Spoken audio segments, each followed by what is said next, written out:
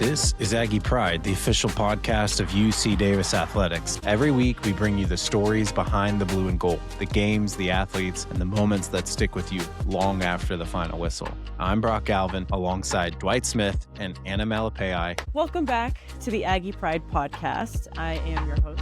This is Aggie Pride. Before we get going, a quick ask. If you get something out of the show, the best thing you can do is become an Aggie Pride Insider. On Spotify, we have a subscriber tier for just $5 a month. That makes you an insider. That gets you close to the program and directly supports what we're building over here. $5 a month keeps this show independent, keeps the cameras rolling. We're also on YouTube, so go subscribe over there, hit the bell so you never miss an episode. Wherever you are listening right now, Apple Podcasts and beyond, follow the show. It takes 2 seconds, and it genuinely helps reach more Aggies. Of course, you can head to AggiePridePodcast.com as well for everything else, episodes, show notes, merchandise, and the rest of what we have going on. All right, let's get into it. Welcome back to the show. It is Brock Galvin, and I am joined by former UC Davis and NFL coach Rich Scangarello, Coach Skangs, as I remember. How are you doing? I'm doing great. Thanks for having me on, Brock. Yeah, this is fun. It's been cool. We got a chance to catch up with Nathaniel Hackett, who's the OC over at Arizona now. We caught up with Coach Mo over the offseason, and then recently we were able to sit down with Coach Plow and talk about the UC Davis team. But we were trying to think of, someone who has that kind of quarterback coaching repertoire in his resume. And I still remember you yelling at Greg Denham to get rid of the ball back in the day. Hey, and he's a good player. He was a really good player, and reminiscing about the Hail Bakari. So we like to kind of start with just folks football stories that led them to UC Davis. So talk to us about your story and how you ended up coaching at UC Davis initially. Well, first I'd like to say thanks for having me on. I over 25 seasons of coaching, and all the successes and the things that I've been a part of wouldn't have happened without my experiences at UC Davis. It was a remarkable opportunity at a young age. When I first got there, I just graduated college, and Coach Biggs I was coaching high school football, and I wanted learn some stuff. And I had a mutual friend who introduced me to Coach Biggs, and he was nice enough to let me in the quarterback room. And what came of that moment in 1998, with JT O'Sullivan as the redshirt and Kevin Daft as the senior quarterback, and then and Mark Reed being the guy that I was working with. So these three legends that played at UC Davis, and being around Coach Biggs, and what I at the time didn't even fully appreciate, and later have since, now that I look back and I reflect on the things I know and what I've been able to do. A lot of it was the foundation that was laid from Coach Biggs, Mike Morosky, who was in the building, and then later on the mentorship that I received from Jim Soker. So those individuals have played a huge importance in my life. And so I truly enjoy talking about UC Davis football, and I try and, follow it best I can. And Coach Plow was a player for me as well, and a coach for me. And I'm excited to see what he's building, and he's done a great job. He's just one of those great offensive minds, and he sees it like a quarterback should. And obviously the success has been a result of that. You talked about Daft and O'Sullivan, and even some of kind of the big UC Davis names of coaching quarterback lore, which is Soker and Roski and Biggs. Are there any conversations or coaching points or lessons that stand out? Like when you think of the time with any of kind of those trio of coaches too, like anything from Mo or Biggs or Coach Soker that you've used in your career, I would say? 100%. Bob Biggs was very influential, and he was just one of those remarkable quarterback developers. And at the time, I didn't really truly appreciate the process and how he did it. But one of my niches, and what I had a good run in the NFL, was my evaluation process. And so in the buildings that I was in, and over the years, I built a good reputation of being able to nail some drafts. And a lot of that came from things that I learned from Coach Biggs and things that I even taught Kyle Shanahan, quite honestly, like in conversations about the evaluation process. And one of the main things I realized, and this is with quarterbacks, is every quarterback's wired differently, right? How they process, they see the game, and not every quarterback can play in every system, right? Regardless of the physical talent, the mental ability and how they see the game can be one of the defining things that holds them back or empowers them. And to play for Coach Biggs, he at that point, he'd have 5, 6, 7 of these quarterbacks that were in a room, and it was kind of like, how do you survive to become the guy? Right. So there was this competitive greatness that had to be elevated, and you kind of had to see the game the way he did. And if he didn't feel that from you, it was going to be really hard to play for. And the guys that did, who saw the game as a quarterback like Bob, he called it that way. They could see his vision and he could get the most out of them. And what that has to what I'm doing today has framed a lot of the thoughts that I've had that have evolved over time is, how do you put quarterbacks with coaches who see the game the way they do so that they can be max performers. And it was Bob was doing that. I don't know intentionally or not, but it was the same way Kyle Shanahan looks at a quarterback today. If you don't process and play this certain way, you cannot play for Kyle. And Bob was the same thing, and it was in his own way. And in all honesty, it's funny they're both very visual. How they called plays was very similar. How they saw the game.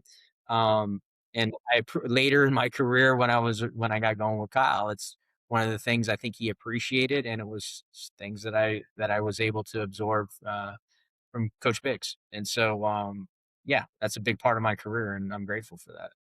Hmm. What does that mean? You're speaking to a D lineman, like very visual. What does that mean? Like it, like Coach Biggs, when he would call a play back then, you couldn't communicate in the helmet. So there was a signaler, and Tim was one of the main signalers for a lot of years. He was really good at it, and that was a big deal. It was an important part of the process. But Coach would not look at his play sheet and call plays. Like he would know what the play sheet was, but he would try and visualize what he wanted, like he was the play caller in the huddle. So he was seeing the formation in his head, the protection, the route concept, whatever, and he was calling it almost in this way of like looking at it through a quarterback's eyes, not reading it off a play sheet, right? Hmm. It's because he memorized it and he had to see the picture and then he called it based on what he saw. And that's how Kyle called plays too. For a long time, we didn't use wristbands, and that's how it was done. And it wasn't until Greg Denham played that got flipped on its head because Greg was so talented and he couldn't call plays that way, so we had to adapt. And to Bob's credit, that's where I became more integral in calling plays and because it was just a different way of doing things. And at that point in the coach's career, he was ready to let someone else do some of the stuff. So that was great. That was a great experience for me, obviously. But yeah, that's just, there are guys in the NFL like, Josh McDaniel. He's just going to read a play off a play sheet. He's going to look down and read it like it's a sentence in a paragraph that you're reading. So Yeah. that's his doing it. Like the other guys, they like to call it off the top of their head. And that was Coach Biggs. And you said, because I think of Coach Biggs, and I don't know if you remember in fall camp, you guys would show this old film of Aggie Pride and all Yeah. of like the Classic. yeah. Yep. Yeah, I Yeah. think is it Oh like the yeah. 40-year film or something like that? And you guys would Bob sing, Seger playing, and yeah, it was great. It was great. Yeah. Yeah. yeah. But, like, Coach Biggs is in that, and he's playing quarterback, and he's scrambling around and, He was a great chucking player. ball. Yeah, and He was a very so good. Yeah. so thinking about you, because from what I've read, you were a linebacker. You were not, like, a quarterback by trade, is that what I and so yeah, talk about that then. How does that translate for you, and, like, how did you discover this niche of being able to, understand quarterback play and call an offense? So I would think that one of my great strengths is I was a good teacher. I could find ways to adapt to the player and their learning styles and how they saw it. So that was part of it. Part of it, I was able to absorb some information and different things. And then when I was in a position to coach these guys like Greg Denham that were unique players and had altered my career, different types of individuals. Um, you you start to see it, do you want to see it only the way you see it, or can you see it through their eyes? And I, for example, with the San Francisco 49ers, my experience with Jimmy Garoppolo, like it was very hard for Kyle Shannon to call plays for Jimmy. We had to find new ways to do that. And my experiences and how I saw it were someone had to give a little. Jimmy had to adapt, Kyle had to adapt, but we had to find common ground where Jimmy could play and be comfortable, right? So I just kind of always kind of found those ways to find workarounds for players, and it made me very, I don't know, it gave me a real methodology to help these guys play their best. And as far as my career goes, yeah, so as far as playing the position, there were things that Coach Morosky saw completely different than Coach Biggs, and Chris Peterson saw completely different than those guys. Like, and you have conversations with them later in life as you become friends with them, and your careers evolve, and then you get into this world where you have all these different quarterbacks, you work for different coordinators and different styles, and you have to make some assessments about how you want to teach guys and how you want to recruit them, how you want to draft them, how you want to develop. Hmm. And I you bring up Greg. Like Greg actually, which was kind of random. Like Dwight and I were walk-ons who like were not playing a lick in 2008. Like we're just straight up scout team guys. But Greg lived with us um That's right. Okay. during his, I want to say, junior year, and that was the year where like we went to Boise State and he played a really efficient, clean Yeah. football game, and we had a top 10 offense in the FCS in the country, and but he is a different kind of cat, and ended Okay. up walking away from football. And so yeah, what do you remember about that year 2008, the Hale Bakari, Coach Plow Yeah. being like a young coach there? Well, I mean, Greg was a great feather in my cap at the time. I remember, like, I'd had some, I was a recruiter, and you recruiting quarterbacks, you're finding guys, and Greg had offers from Oregon and Washington, and he chose to come to UC Davis. So right there, you're like, okay, there's something unique about this, all right? What is that? Why is this happening, right? And as you go through that process, this guy's he was a phenomenal talent. Like he He was an was. NFL talent, right? Yeah. Physically, he had all those gifts. Um, but how he played the game, how he processed, how he, look, there's quarterback is sanctuary. I'm very careful about what I say about individuals and all that, but they all see the game differently. They all internalize it. They all process differently. Greg had remarkable spatial awareness. He knew where everyone was on the field, whether he knew it or not. He could feel space. He could anticipate. He had a quick release, and that Mm, part of the game was easy for him.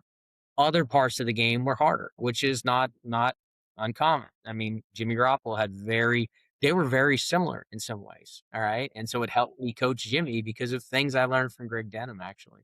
And so yeah, I mean, you again, how guys intake information, and how they play the game, how they lead, all the qualities, because it's the toughest position in all sports. It demands the most. It requires so much. So yeah, 2008. I remember a snap that the ball had, like, it was a rolled back snap. I think it was Central Arkansas, and it bounced to Greg. He like picked it up with one hand, and he flipped this plant throw 10-yard field stop route. Like, it was like the most remarkable throw you'd ever see an FCS quarterback make. And I just remember going, I mean, who can do that stuff, right? yeah. Some things were just so easy for him. And some things just weren't, but yeah, he had a great career. And everyone chooses, that has their why they didn't fall, why things end up the way they do. But I mean, he played some great games. That year we were very good on offense. We were very productive. We had great receivers. I mean, Bakari Grant and Chris Carter were, geez, those guys. Like, Mhm. if Chris Carter had not gotten hurt, he would have played in the NFL for 8 years. And it's, I love his father. Is such a good man, and we still talk occasionally. And he was a great person, and remarkable player. And Bakari, same thing. Like, I recruited those guys. Bakari was my guy. St. Elizabeth High School. I remember watching him dunk a basketball, and his sisters were really good in athletics, and no one recruited him. And that Yeah. first year, I think it was San Jose State, he caught a screen for a touchdown in that game. I remember. And Mhm. the guy ended up having a great career in Canada, and was a really good football player. you know. Yeah. Yeah, Yeah. no, he's been on the pod with Yeah. us, Danny Alfaro, you'll probably remember him. He Danny, comes yeah. on yeah, he comes on and chats quite a bit because he's still close with Plow and still a big supporter of the program. Danny threw that little screen to Bakari, I Yeah, that's remember because right. that was my That's first game on the that's right. It sideline. was Danny. Yeah, and we shoulda Yes, won that yeah. game. It was a close game. We shoulda won that Yeah, we game. did. But yeah, Greg was not he wasn't healthy or something for that game, so I remember Danny started. So you have a successful year at Davis that year, calling plays with Coach Mo, I think is like co-offensive coordinator at the time. Yeah, And then yeah, Tim's involved, and then you move to like a quality control role in the NFL, which yeah. I So don't, yeah, talk about that. Tom Cable had been I'd worked for him before I came back to Davis the second time. I was his quarterback coach at the University of Idaho. Tom got the head job that year when Lane Kiffin was let go that year. He became the interim and then permanent head coach.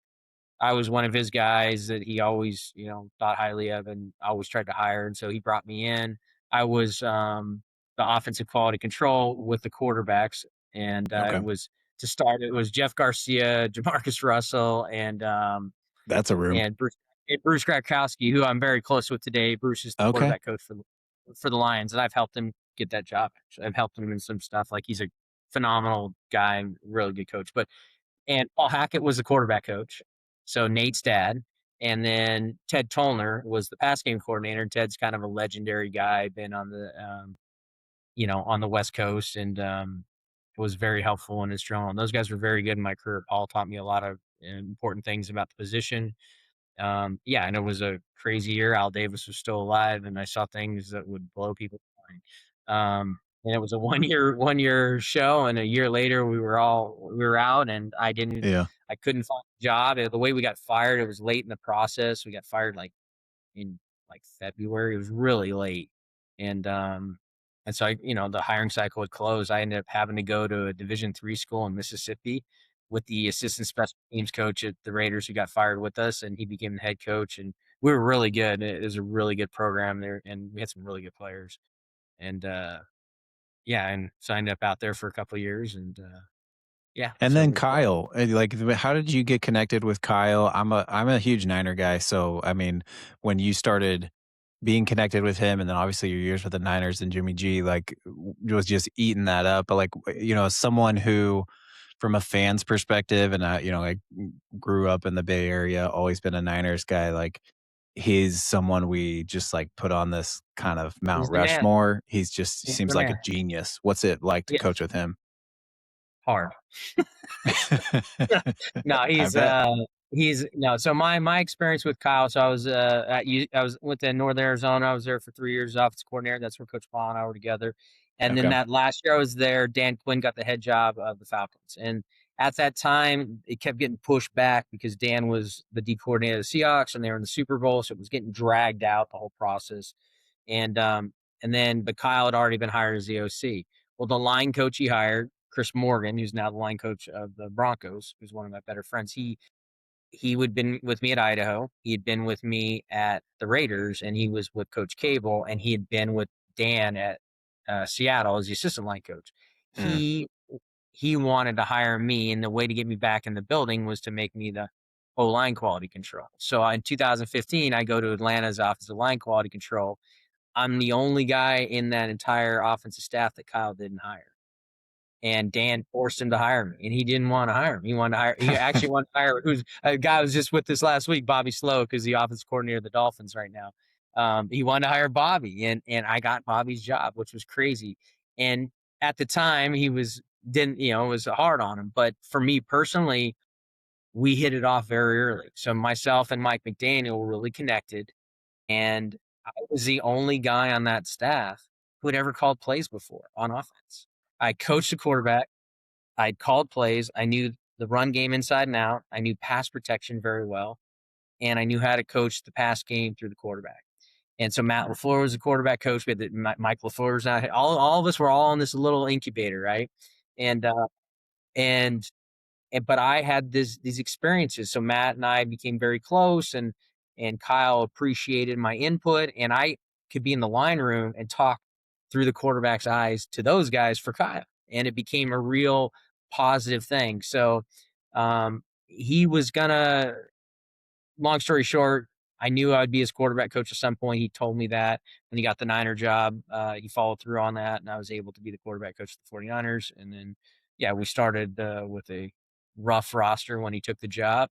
And we, built it into something special, and it fast tracked my whole career. And the knowledge and the things that I have today are because of Kyle. I mean, Yeah. he was as good as anyone to ever do it. And, coming, unfortunately for me, yeah, I mean, I think Matt LaFleur was probably the first one to break away, um, when it all parted, and then 2 years into it, I think I was the next one to go when I went to Denver as the offensive coordinator. So, Yeah. yeah. You said initially, you said, when I asked what's it like to coach Kyle, you said hard. Like, I mean, is it just the workload? Is it just the pressure or just the level of excellence that like is required? Like what makes it hard specifically? Yeah, I mean, what he demands is, I mean, first of all, to sit in a room with the smartest guys, with the brightest minds. I mean, Mike Yeah. McDaniel, Brad, he's one of the sharpest people to walk into any NFL building. Kyle's got this, savant-like mind and how he sees the Yeah. game, and you got to process, keep up, and be able to coach the quarterback at their level. And Mm. that demands a lot. And you in San Francisco, there was no offensive coordinator by Tyler. When we all Yeah. started, my position was actually an elevated position, but I was a young coach. I mean, I never had a full position in the NFL. And Kyle's a head coach. He doesn't have the time he has as an offense coordinator. Mike's a Yeah. run game coordinator. Mike LaFleur's a pass game coordinator, coaching the receiver, so he's buried. And all of a sudden, I got this quarterback room all by myself, and I've got two rookies and Brian Hoyer, and then eventually we traded for Jimmy. And so it was trial by fire, and it was hard the first year, and I had my growing pains, and I would like to think he was patient, but he was not. He was easy. He was hard on me, but I survived it, and I got good fast, and he appreciated it. And then, um, I ended up having Nick Mullins, or I ended up having CJ play pretty well as a rookie that year. His first game, he Yep. played pretty well. Bether. Yep. And then when we traded for Jimmy, again, come back to the great experiences. I did not know, we did not know the mental of Jimmy and all that. Or we just saw the player, and the New England guys just do it differently. And so how you call plays and Tom Brady, like it's the opposite of everyone in the NFL. I mean, it's kind of like I would say the Ron Burgundy play calling, where you repeat somebody saying something, not visually. And Jimmy, to do that in one of the most wordy offenses in the NFL for a guy like Kyle, was extremely difficult for the best of quarterbacks. That's why Matt Ryan was, so good for him, because his acumen, and he could do that stuff. Jimmy was very difficult. So I had to find the workarounds in that process. I did. We adapted, we got some things done. And then the last 5 games of that season, we went 5-0. We were the number one offense, and Jimmy tore it up, and he kindly gave me some credit, and it helped my career immensely. Yeah. Yeah, and then your career, I mean, you've coached at a lot of places. You've had a lot of different experiences. Like, what's the behind the scenes of a career like that? Like, you've had the stops with Kentucky, which is a unique environment, probably compared to the Broncos experience and working with young quarterbacks. Like I think you mentioned Nick Mullins. I remember his debut, and then you Drew have more Lock, experienced quarterbacks. Yeah, Joe Drew Flacco. Lock, another young guy. Yeah, so I've had then, like, I mean, some years I had three quarterbacks. I mean, I think I had 3 seasons where I started three quarterbacks in the NFL, and all of them won games. Like, there are not many guys yeah, what that do have you that. learn from that? Well, again, I think one of the things I'm most proud of was, having the young guys always ready to play and being mindful of that. Kyle having some methodology behind it, the Niners having the resources. I mean, we were one of the first VR teams, and how we use VR, I think, was very innovative. Like, CJ, myself, and Nick came up with some ways to do it that were, I think, cutting edge at the time, that prepared those guys so that when they got their first starts, they had great success. I took that to Denver. I think it helped Drew Lock. And then, yeah, so I mean, everything's unique. We all have our own path. Yeah, and one more catch. I mean, I was like, we were 7-9 in Denver that year I was there, and we lost a couple of close games in the last 50 seconds, and we weren't that good at that point. And Yeah. I think Drew started the last 5 games. He went 4-1 that year, Yeah. and Yeah, I pretty remember that. good. And I just remember breaking the huddle the last game of the year, and Derek Carr made more than our entire offense. Starting 11. I was like, whoa, like that's the reality of the league. It's a hard league, and so Hmm. you're just trying to hold on. And yeah, and it didn't work out. Yeah, and then it leads you on a new path, and then I end up Well, and talk COVID about was a that. weird, all kinds of stuff happened in those time periods. So, but Yeah. yeah, what were you gonna say? Well, I mean, one, I just think of like to be a fly on the wall, and like you said, sometimes the way things bounce, the offenses you inherited, the quarterbacks you have, you talk about like the mental of a quarterback and trying to adapt. And I can't even imagine, like you said, having to adapt to multiple quarterbacks in the same year. You're learning a guy for a few games, he gets hot and you're having success, and then an injury or then something else happens. And so it's like, and then we see that a little bit like Davis doesn't have a lot of NFL guys, but, like, right now, there's, Teddy Buchanan, who had a really good rookie year for the Ravens, someone that we've had on the podcast, and then even this last week, Land Larson's, like, trying to make the team for New England, and he was a really good running back for us a couple years ago, and it's like, just to see those little breaks and, like, little moments, and it can change someone from having a 7-year, you know, Rex Burkhead-like career for the Patriots to, like, something else happens and you don't, and so it's like, it's just so fascinating, but you have a fascinating journey too in, like, what you're currently doing, which feels connected to the college game in some ways, and then just connected to kind of the new normal of NIL era and quarterbacks being so valued, and your very unique perspective of having coached at all levels and stuff. So, talk to us about kind of the agency side of what you're doing, and what you can do for a quarterback at Lyft that maybe you couldn't do in the meeting room, or that's different Yeah, than what a yeah, normal you're meeting on. room looks like. Yeah, you're on it. So you hit on some very critical things with. It's a whole new world in college football. What and I was I left the 49ers to take the offensive coordinator job at Kentucky. Again, there was reasons for things that happened that you take that choice. It was a hard decision to leave at the time. But then you go to Kentucky. We're off an NFC Championship game. I show up. We got spring ball in 2 weeks, and by the way, your quarterback's making $1 million, and part of it I took the job because I liked Will and I'd Yeah. evaluated what I thought him. Will Um, Levis, for those who don't know. yeah, Will Levis, but you got these two freshman wide receivers, and by the way, you're going to have to play them whether you want to or not. We're paying them, and I'm like, Mhm. whoa, so all of a sudden I realize, well, okay, this junior who I want to play, I can't play. All right, this guy's making a couple $100,000, and this junior's disgruntled because he's a freshman, and and all these dynamics were playing out in real time in the SEC, which to me is the hardest place to win a game, harder than the NFL. If you're not one of the big dogs. And it was all this stuff was happening, and I knew in that moment, one, I need to get back to the NFL, and two, the quarterback was going to pay the price. Even though they were going to get paid, the game was going to be was in a really awkward spot. You were going to have massive turnover of rosters. Coaches were going to be on a short leash and getting fired and moving on quickly. And you're going to have these young players that you're forced to play, and you're going to have to dumb down everything. And that would lead to the game of college football getting further and further and further away from the NFL. And the ability of a young player to transition from that style of play where he gets taught nothing, maybe he's at 3 different coordinators, whatever, and to just jump in and play in the NFL, I just saw as an impossibility. And I have a good relationship.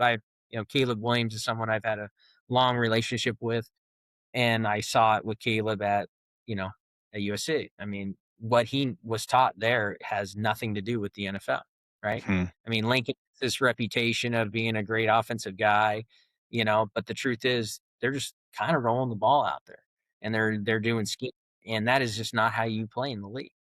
And so I knew I could see it coming, and I could see also that college football was a one-sided market. It was all player driven. It wasn't like the NFL. And the quarterback will always be the focus of everything. It's the most important position in all sports. It's the hardest thing to do. It's the most valuable thing. And I could see that the salaries are going to go to 2 to 3 to 4. I mean, we had a quarterback at 6 million. One of my quarterbacks, had a $6 million deal this year. Another one's got a $5 million deal. Like, I mean, we're talking real money, right? Yeah. And it's a whole new world. And so that is what I thought would happen. I see 7, 8, 9, 10 down the road. Like it, I know they're trying to cap it and all that, but the quarterback, look, if you want to save your job in a year where you have 2 years to win or lose, you have to have a quarterback. And if you're one of those programs, you'll do whatever it takes. Well, there's only 4, 5, 6 of them you can really chase. What's that do to the market when 15 guys want the same 5 guys?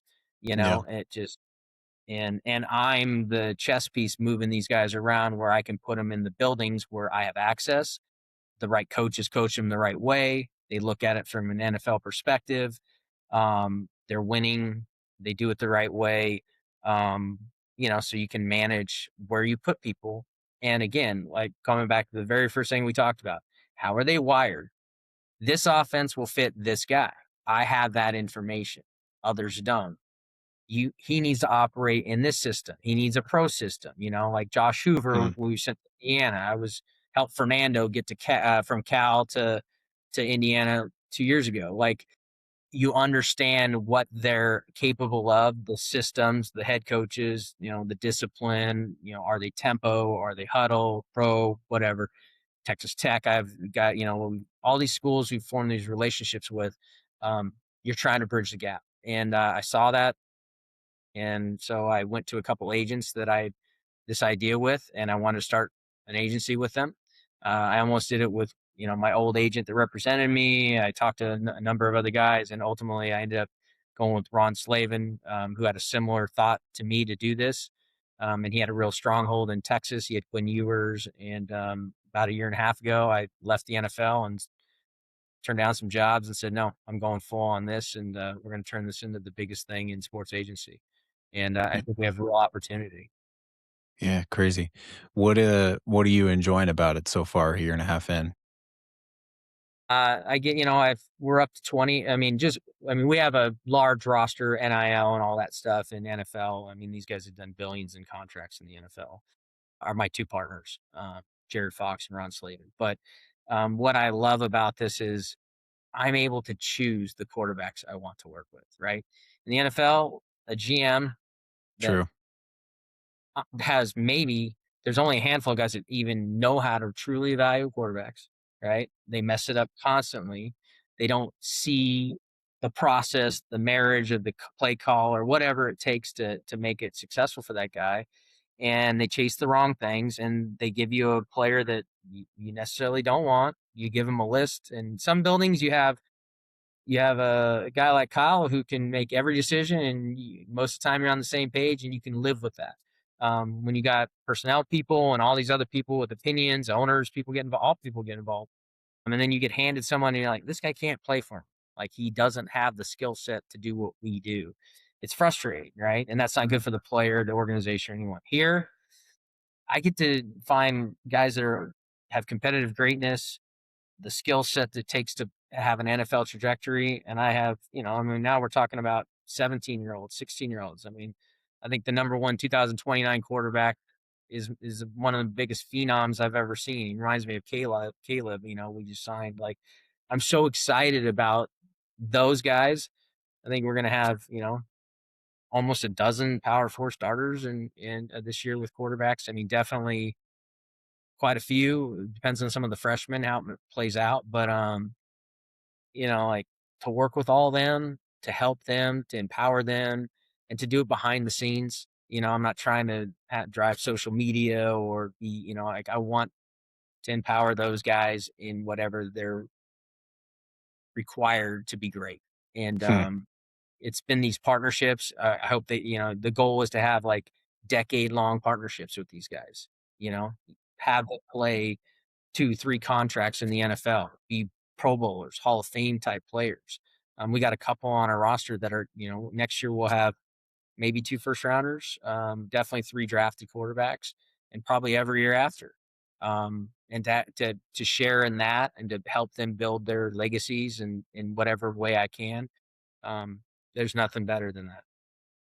Man, what a crazy time. What an interesting time. And it makes me think of, because Davis was transitioning from D2 to D1 when you were coaching there and, kind of had fully made that transition by the time you left and have since, gone through ups and downs. Like, I think with Gould, we struggled. With Coach Hawk, we started to get better. We had a couple playoff appearances in that time. And then since Coach Plow's been back, it's been first 2 years to the quarterfinals. And this year, we're bringing back everyone. And then I would say, the quarterback position has been very fascinating because his first year, he inherited like a 4 year, almost like journeyman starter, Yeah. Miles Yeah. Hastings, who like he had success, but then he had also kind of had some down years.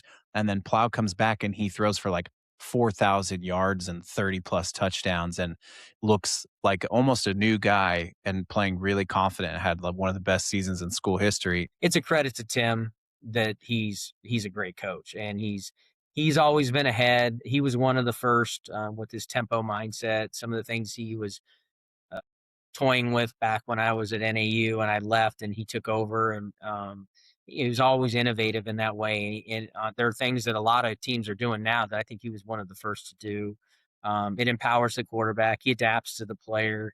He understands who they are and what they are. Coming back to kind of what I said, like some coordinators and play callers won't adapt, and if that guy doesn't fit what you do, he has no chance.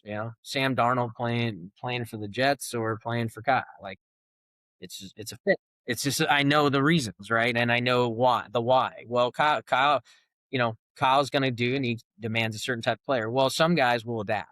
I felt like I had that ability to do that. Tim definitely has that ability to do that, and he's gonna play to the player. And whatever guy gives him the best chance to win.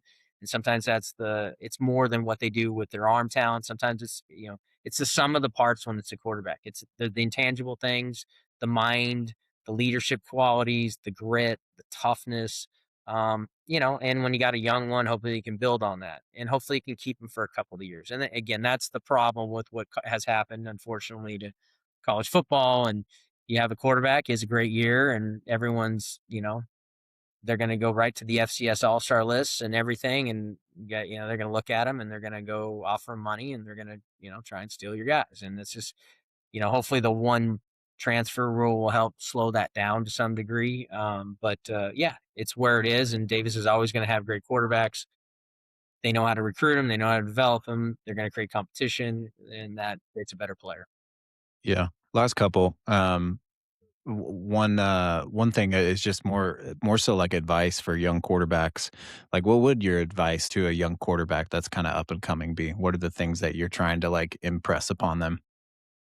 Again, like no matter what you do, especially quarterback, you stay in the present, right? You never get too far ahead of anything other than the practice before you, the play that you're running, the game you're going to play, right? You can't be thinking outside of those moments, right? Because what you do, you're judged on what you do every day, and everyone has such a nowadays with media, and I mean you're under attack constantly. I mean it's a little different today, but I mean if you're playing it in the SEC and it's not good enough, you win anymore. If you don't cover the spread, they're on your social media, ripping you down. Like Yeah. like it's just it's a weird state of play. And so quarterbacks, yeah, don't look at social, don't you focus on you getting better, you attack every play, you outcompete the guy next to you, and it's a marriage, right? You and your coordinator have a marriage, and how you power each other is everything. You have to be an extension of that individual on the field.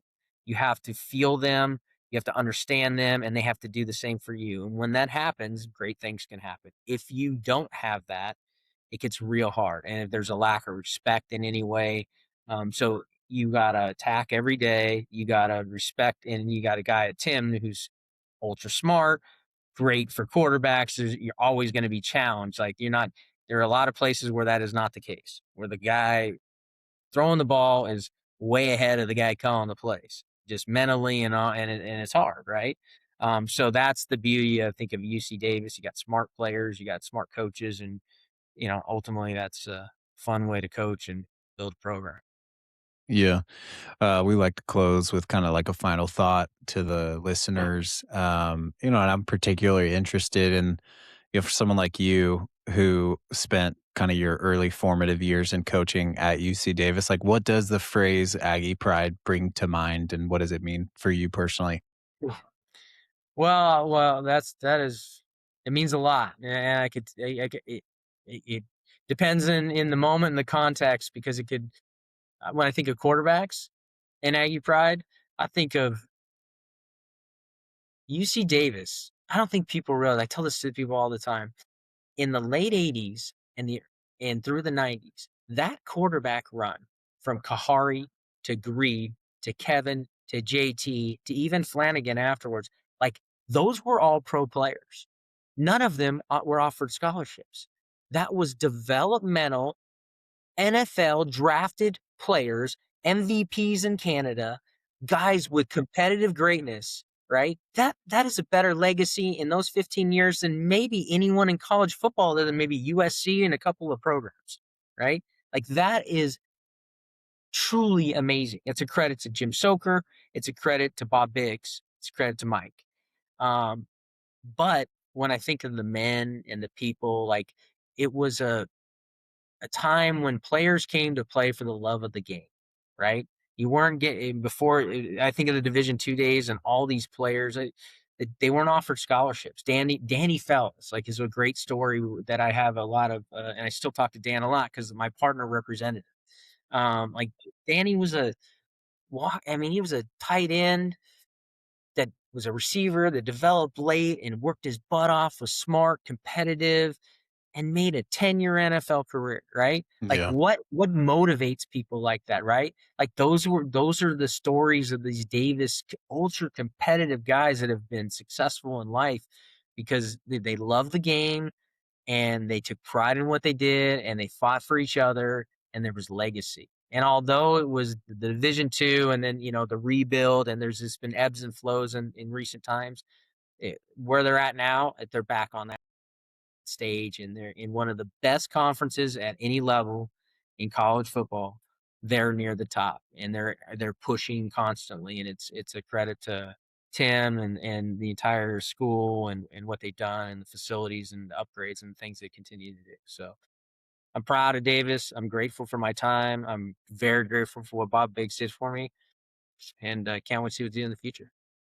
Yeah. Well, we're proud of you too, coach. I mean, it's been, like I said, it's been really I would say an honor and exciting to follow your career. There's a lot of really talented coaches at the NFL level and at the college level who we know have started at UC Davis, and you're one that I know the community is super proud of, and I thought it was going to be an awesome opportunity to get to catch up with you, and didn't disappoint. But thanks again for hanging Appreciate out it. with us, and we will talk to you again hopefully soon. Yeah, appreciate you having me on, and yeah, wish those guys best of luck this year. Thanks, Brock. All right, go Ags. Thanks, coach. Go Ags. This episode is proudly sponsored by Next Level Sports, delivering the best youth sports experience.